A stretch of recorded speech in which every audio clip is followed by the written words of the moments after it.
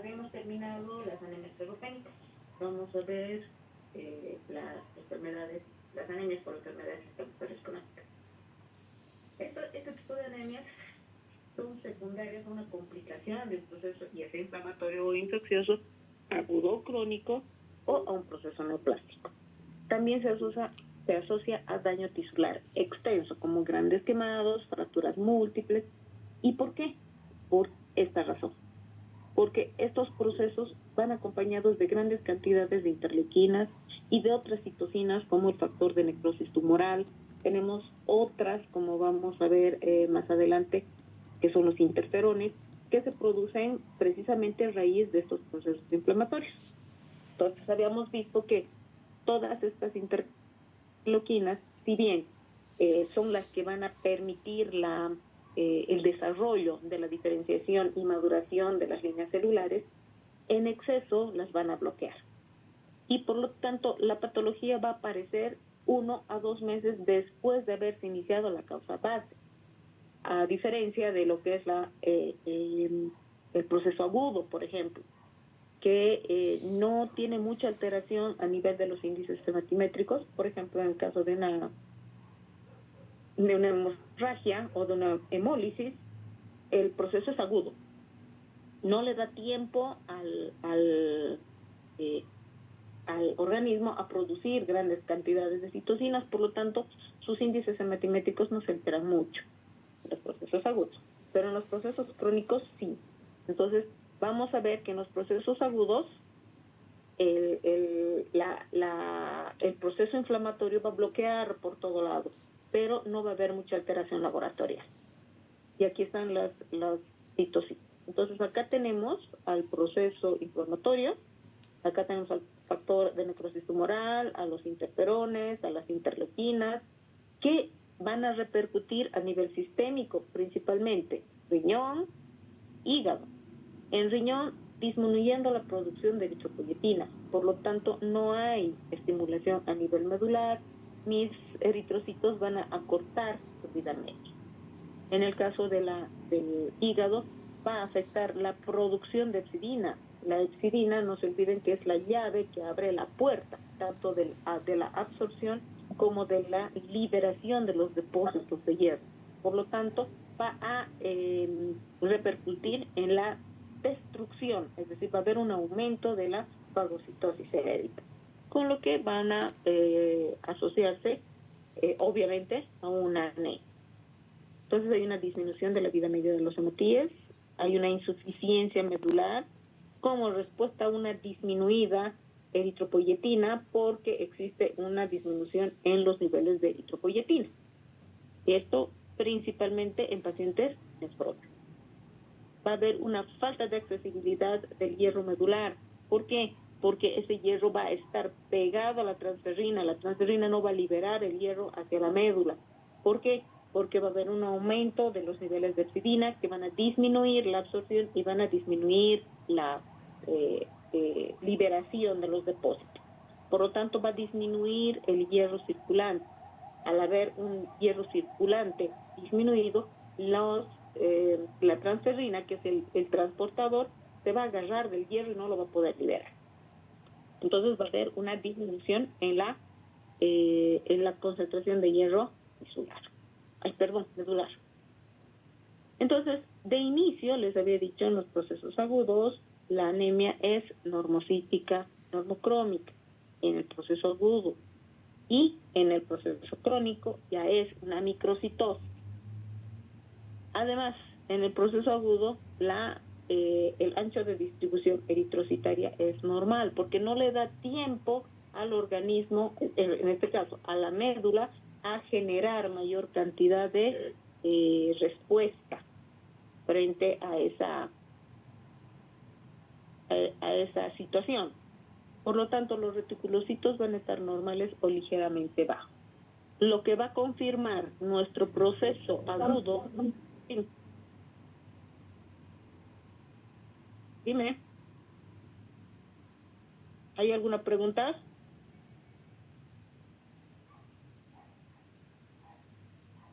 Hola. Doc, buenas noches. Creo que alguien debe de ser equivocado. Sí. Bueno, entonces allí les decía, en un proceso agudo, la cantidad de citocinas producidas no va a modificar mucho los índices hematimétricos. Un proceso crónico, sí. Entonces, ¿cómo nosotros vamos a hacer el diagnóstico diferencial de un proceso agudo y de uno crónico? A través de mis reactantes en fase aguda, mi velocidad de sedimentación globular y mi PCR. Cuando estos están elevados, estoy frente a un proceso agudo. A diferencia del proceso crónico, que esto, por ejemplo, ya está en niveles, está normalizado. Entonces, de inicio les decía, mi anemia es normocítica normocrómica, la vamos a volver a tocar. En los procesos crónicos ya vamos a encontrar la microcitosis. Entonces, ¿cuál es el tratamiento? Mi enfermedad de base. Si mi paciente está cursando con una enfermedad crónica inflamatoria, reumatoidea, sarcoidosis, lupus eritematoso, etcétera, tengo que dar corticoide. ¿Para qué? Para disminuir la hiperreactividad de mi sistema inmunológico. Por lo tanto, al mejorar mi enfermedad de base, mi anemia solita se va a corregir. Si mi anemia persiste, entonces tengo que seguir investigando la causa, porque no puedo administrar hierro u otros derivados hematínicos si yo no puedo demostrar laboratorialmente que existe una deficiencia concomitante. ¿Qué significa? Que puede haber un proceso agudo y un proceso crónico. Este proceso agudo puede deberse a un sangrado que no necesita derivados de hierro. Puede deberse a una pérdida acelerada, ya sea por hemólisis. Esto no necesita hierro. Entonces yo tengo que analizar en detalle a mi paciente y determinar que no tiene una deficiencia de hierro y que encima sea un proceso inflamatorio crónico. Tengo que hacer su diagnóstico diferencial. ¿Cómo voy a hacerlo? A través de mis valores de hierro, es decir, mi perfil de hierro.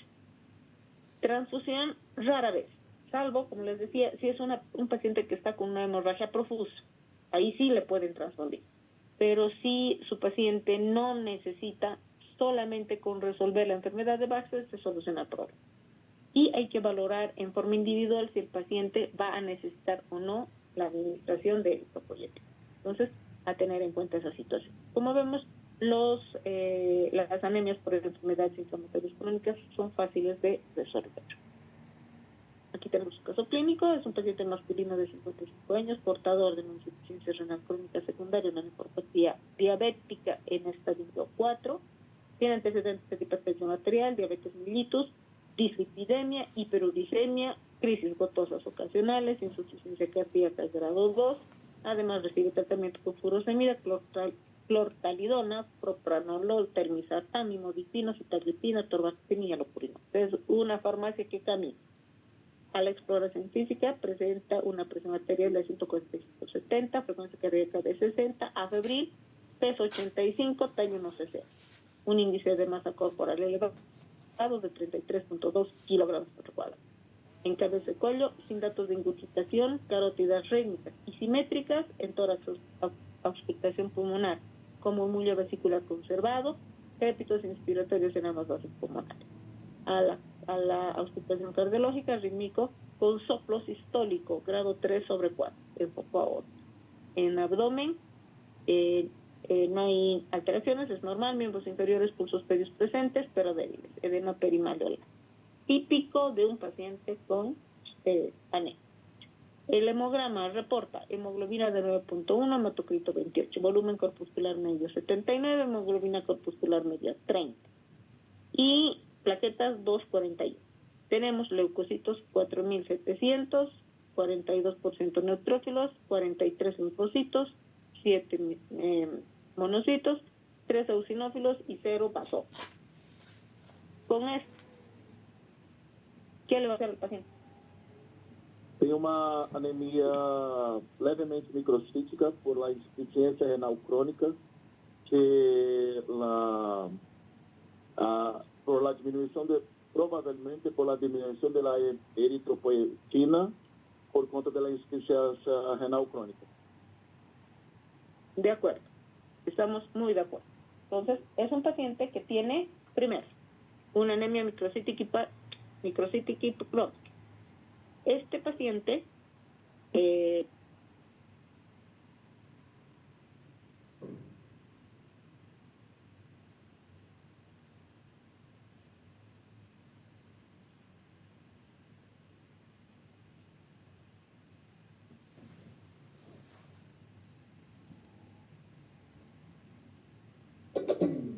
pero este laboratorio solo no les va a decir.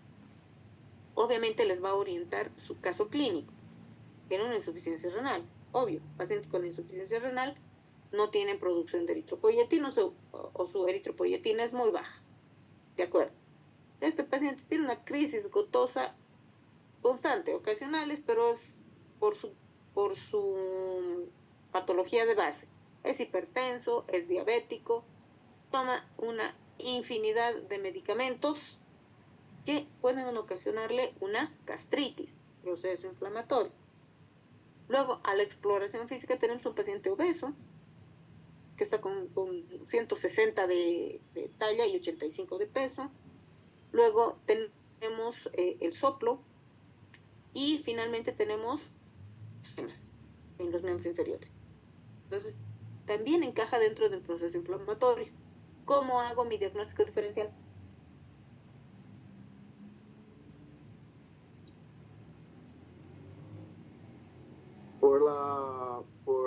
Creo que por los exames de hierro, doctora. Ferritina, hierro, sérico. Perfil Porque de ahí hierro. nosotros podemos entender por qué el hierro, las células los eritrócitos están más pequeños, pero el hierro estará en niveles normales. Puede ser que no esté tan diferenciados, puede estar normales o un poco bajos. De acuerdo, perfil de hierro. Entonces, ¿qué tengo que analizar primero?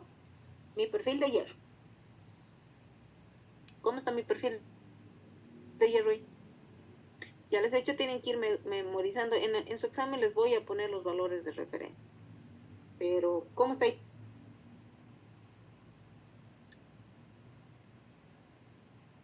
No apoyan ni a la ferropenia ni a la enfermedad inflamatoria crónica, ¿cierto? ¿Qué otro dato no me apoya el proceso inflamatorio crónico? Mis leucocitos. DCM y PCR. Y mis leucocitos Volume están... corpuscularmente, eu também, Doc. Por eso, es una microcitosis y es una hipocromía. No, es una normocromía en realidad. Es una microcitosis. Entonces, no tengo datos que sean, en realidad esto les estoy mostrando para que ustedes se den cuenta de que no todos los laboratorios están como dice el texto. Si es hipocrómico tiene que ser microcítico, o si es microcítico tiene que ser hipocrómico, no necesariamente. Aquí ustedes están observando, su volumen corpuscular medio sí está bajo, está por debajo de 80, pero su hemoglobina corpuscular media es de 30. Y les he dicho es de 26 a 32, obviamente dependiendo de los valores de referencia del laboratorio. Entonces aquí es una microcitosis con normocromía, basándonos en los estándares, ¿cierto? Entonces, una clínica es microcítica hipocrómica. ¿Podrá ser microcítica normocrómica? Puede ser. No es un dato que sea, digamos, definitorio. Tengo que seguir indagando sobre lo que tiene mi paciente. Tenemos aquí su química sanguínea. Tenemos a su creatinina. ¿Qué les parece esa creatinina?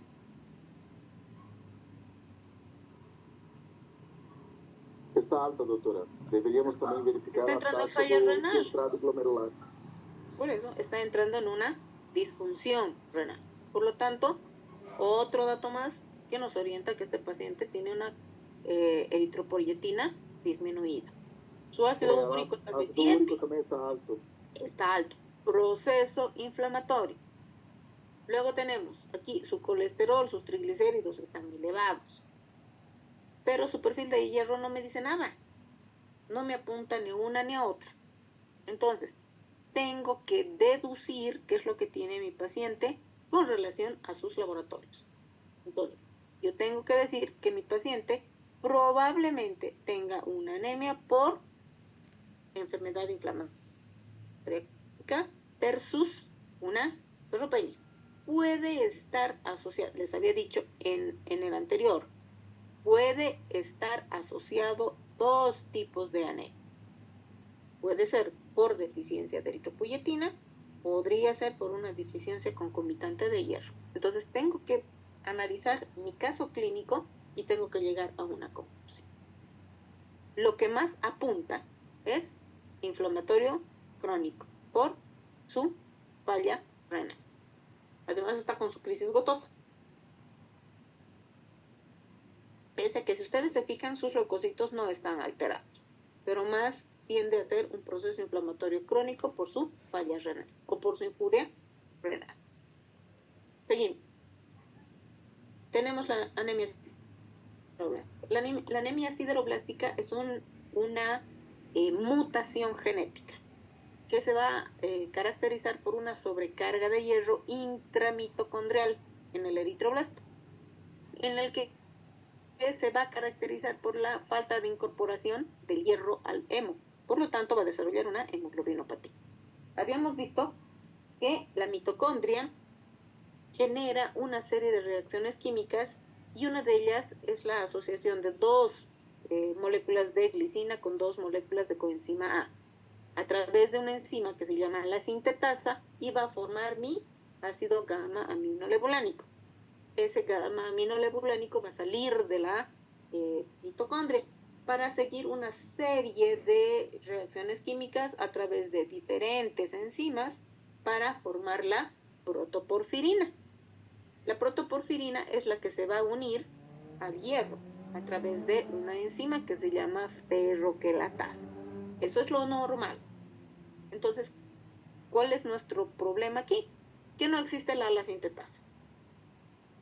Por lo tanto, el hierro que está dentro del eritroblasto, en este caso basófilo, cuando tenga que diferenciarse a policromatófilo y tenga que formarse la hemoglobina, no existe, no hay. Y ese hierro se precipita, forma un anillo, a lo que se denomina anillo sideroblástico. Esto va a ocasionar una eritropoiesis ineficaz. Ya les había dicho, célula que tiene una alteración en su estructuración que no puede pasar esa falla a las células hijas, se autoprograma para destruirse, apoptosis. Por lo tanto, hay un aumento de nuestra eritropoiesis ineficaz. Esto se debe, les decía, aquí está, a la mutación de la ala-sintetasa. Y esto va a asociarse a un cofactor, como hemos visto, que es la piridoxina o vitamina B6, como un vehículo para esta reacción química.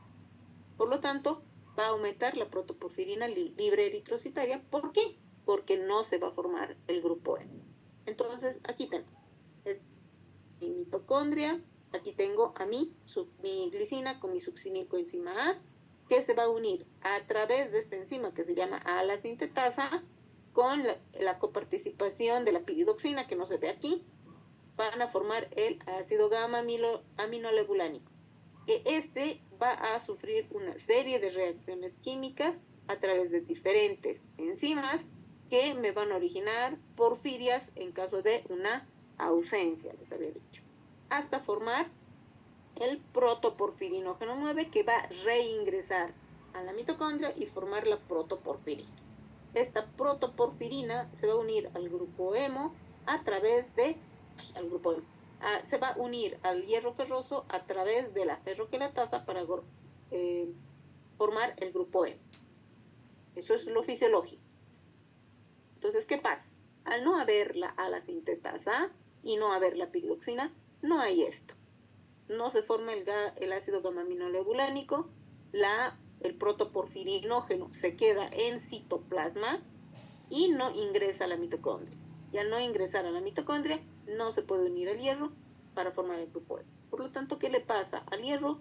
Se va a precipitar alrededor del núcleo formando el anillo sideroblástico.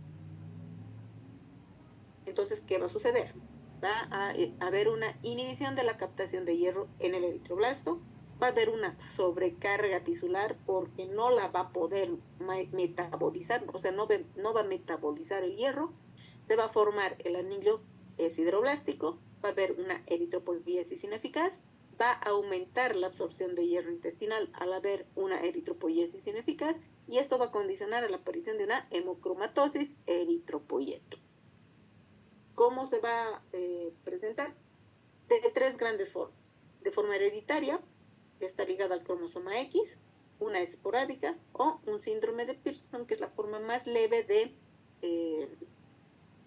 anemia sideroblástica. Las idiopáticas de causa desconocida, tenemos a la anemia sideroblástica refractaria pura y a la anemia refractaria con sideroblastos en anillo. Y las reversibles, que son las más frecuentes, secundarias a un alcoholismo, fármacos principalmente antituberculosos como la isoniazida, el cloranfenicol, que gracias a Dios está descontinuado, que era un antibiótico de utilización frecuente, y los déficits de cobre, toxicidad por zinc y la hipotermia. Entonces, ponte así, café. Su piel va a estar café con sus mucosas pálidas. Mi síndrome anémico puede ser moderado o grave, depende del avance y la complejidad de la patología. Mis depósitos de hierro en tejidos van a ser considerables y voy a tener una hemosiderosis. Y lo más importante, hepatoesplenomegalia, que es lo más característico de la anemia sideroblástica. No hay hepatoesplenomegalia en una anemia por deficiencia de hierro. No hay una hepatoesplenomegalia en una anemia por enfermedad inflamatoria, pero sí en una sideroblástica y también en la talasemia, por lo cual tengo que hacer diagnóstico diferencial con esa patología. Entonces, ¿qué parámetros voy a analizar yo? Voy a ver mis reticulocitos que van a estar aumentados, mi hemoglobina baja, mi ancho de distribución eritrocitaria aumentado, mi hierro sérico aumentado, mi capacidad de fijación de hierro disminuido, mi porcentaje de saturación aumentado, mi ferritina aumentada y mi hierro medular aumentado. ¿Por qué? Porque no va a utilizar el hierro. El problema no es absorción, no es distribución. El problema es ausencia de una enzima que me va a permitir la formación de la hemoglobina. Presencia de sideroblastos en el niño y eventualmente los cuerpos de Pappenheimer. No es patognomónico, pero sí puede presentar. No es frecuente, pero sí puede ver alguna vez. Este es el cuerpo de Pappenheimer. Y este es mi anillo sideroblástico, donde mi hierro está precipitado alrededor del núcleo. ¿Cuál es mi tratamiento? Pues primero, supresión de la patología de base. Por ejemplo, si es una anemia sideroblástica de origen hereditario, no se puede hacer nada. Simplemente doy vitamina B y doy ácido fólico. Y ya. Luego tengo que, si es producto de una intoxicación por isoniazida, por ejemplo, por un medicamento, retiro el medicamento y punto. Y lo que tengo que hacer es suplir los carentes, ácido fólico, piridoxina. Una excelente dieta y oportunidad se presenta, no lo, si la posibilidad es factible, se puede hacer tratamiento. Alguna vez hay que quelar a este paciente. ¿Por qué? Porque va a recibir eventualmente algún tipo de, por su anemia, si es grave, si es severa, eventualmente una transfusión. Y no se olviden que este paciente tiene aumento de la concentración de hierro, por lo tanto, tenemos que quelar al paciente. Tenemos que quelar. La anemia sideroblástica hereditaria, tratamos con piridoxina de 50 a 200 miligramos y en algunas ocasiones ácido fólico. A la anemia sideroblástica idiopática, bueno, es refractaria a todo tipo de tratamiento, por lo cual se requieren transfusiones. Y a esto me refería. Si tenemos un paciente que tiene exceso de hierro y nosotros lo seguimos transfundiendo, lo vamos a perjudicar. Entonces lo tenemos que quelar. Y la anemia sideroblástica secundaria a fármacos o toxinas, simplemente eliminamos la toxina o el fármaco y pared de contra. Caso clínico. Paciente femenina de 60 años con antecedentes de enfisema pulmonar desde hace 7 años. Refiere, chicos, Si se corta, se van a volver a unir al mismo link, por favor. Decía, desde hace 7 años refiere úlcera duodenal, desde hace 4 años. También tratamiento con antiácidos, antiespasmódicos, fiebre de 39 desde hace varios días. Tos y expectoración amarillenta, dolor en el pecho. Falta de apetito, pérdida de peso no cuantificado. Al examen físico, palidez de mucosas y piel. Estertores crepitantes en base derecha, frecuencia cardíaca de 80 y una presión arterial de 160, no es de 600. Hemograma, hemoglobina de 7.8, hematocrito 25, leucocitos 3200, segmentados 27, linfocitos 1, monocitos 0.1. Mi velocidad, mi volumen corpuscular medio de 75, mi hemoglobina corpuscular media de 17. Eritrosedimentación 140 milímetros por hora. Hierro sérico 35, reticulocitos 4, plaquetas 500. Olvídense de la proteína de Bain-Jones. Y en mi estudio radiológico, en radiografía, yo puedo ver una condensación en base derecha. ¿Qué le voy a hacer a este paciente?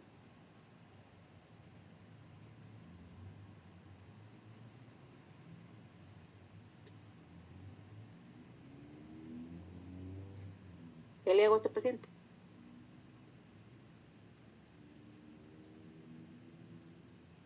Primero, veremos en qué tipo de anemia encaja. Tiene una anemia, evidentemente. Y una anemia bastante importante. Tiene leucocitos de 3200, no están elevados. Sus segmentados están bajos, más bien, sus linfos están bajos, sus monos están bajos. Tenemos un volumen corpuscular medio que me dice que tiene una microcitosis y una hipocromía. Y aquí hay otra más, variedad de la presentación de los índices. Entonces, este paciente tiene, primero, es femenina de 60 años y tiene un enfisema.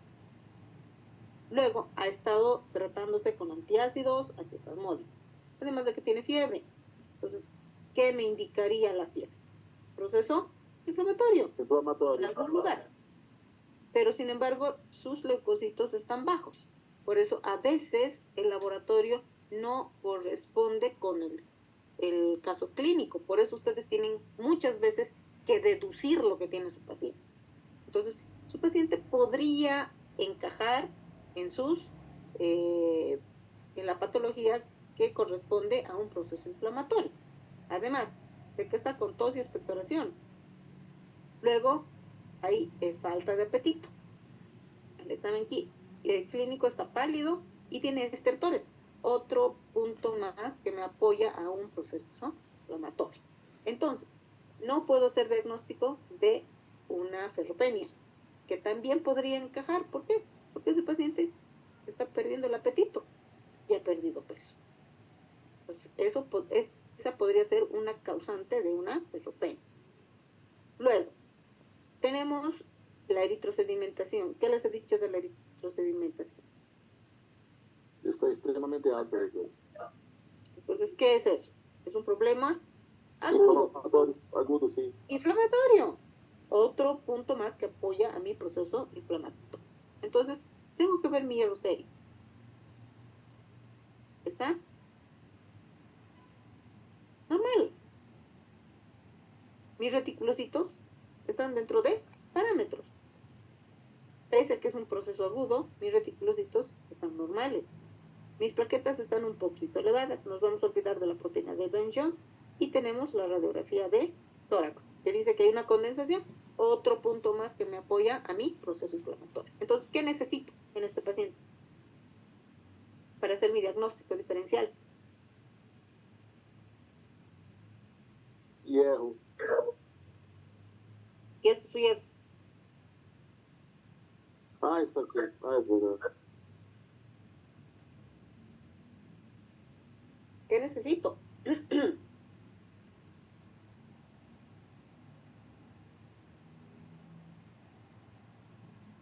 ¿Qué les he dicho que tengo que buscar?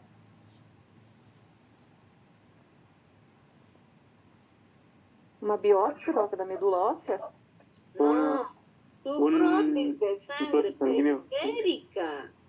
¿Por qué tengo que buscar sideroblastos en anillo? Ahí está mi diagnóstico. Solo con mi frotis de sangre periférica, yo hago diagnóstico. ¿Qué tengo que buscar? Esto. Y eso me lo menciona mi frotis de sangre periférica. En observaciones, ahí está, sideroblastos en anillo. Y les voy a mostrar los laboratorios. Entonces, sideroblasto. Diagnóstico, anemia sideroblástica. En una anemia sideroblástica, mis hierros están altos. Mi hierro aquí está normal. Entonces, no siempre encaja con lo que dice el libro. Ustedes tienen que deducir. ¿Y cómo van a deducir? Buscando los detalles para que les oriente a su diagnóstico. Entonces, ¿quedó claro lo de la anemia sideroblástica? Su diagnóstico les hace su sangre periférica, su prótesis, porque tienen que ir a buscar sus sideroblastos. Si bien les he dicho, no van a encontrar los cuerpos de Pappenheimer como patognomónicos y los anillos sideroblastos. Eso sí van a encontrar en sangre periférica. ¿Preguntas? ¿Dudas? Entonces, básicamente, las alteraciones de prótesis periférico que va a identificar la anemia sideroblástica, entonces. Por eso les he dicho, su frotis de sangre periférica tiene un valor incalculable en sus diagnósticos. Tienen que analizar su frotis de sangre periférica. Gracias, Doc, doctor. Doc, Dime. pero la causa de la anemia no es la base de enfermedad, ¿no? Porque si tiene esa anemia é porque tem outro problema. E no caso clínico, reporta o caso de uma mulher de 60 anos com enfisema pulmonar. E o que se faz com o enfisema pulmonar? Não entendi. El problema de ustedes es que se basan en el caso clínico y ustedes no tienen que basarse en el caso clínico. Tienen que basarse en esto, que es su laboratorio. Su paciente no es sangre, su paciente no es pulmón, su paciente no es corazón, su paciente no es riñón, su paciente es un todo. Si yo tengo diabetes, tengo derecho a tener hipertensión, tengo derecho a tener cáncer. No es uno solo. Ustedes se fijan solo en la parte clínica. No están en clase de neumonía, de neumología conmigo, están en clase de hematología. Ustedes tienen que resolver esto. Esto es secundario. ¿Cuál es la causa de la anemia sideroblástica? O leucócito dela também consta barro, não? Porque se tá barro, consta uma infecção viral ou alguma outra infecção. Por isso também. Por eso les digo, ¿cuál es su objetivo? Es resolver esto. Con esto tienen que diagnosticarme.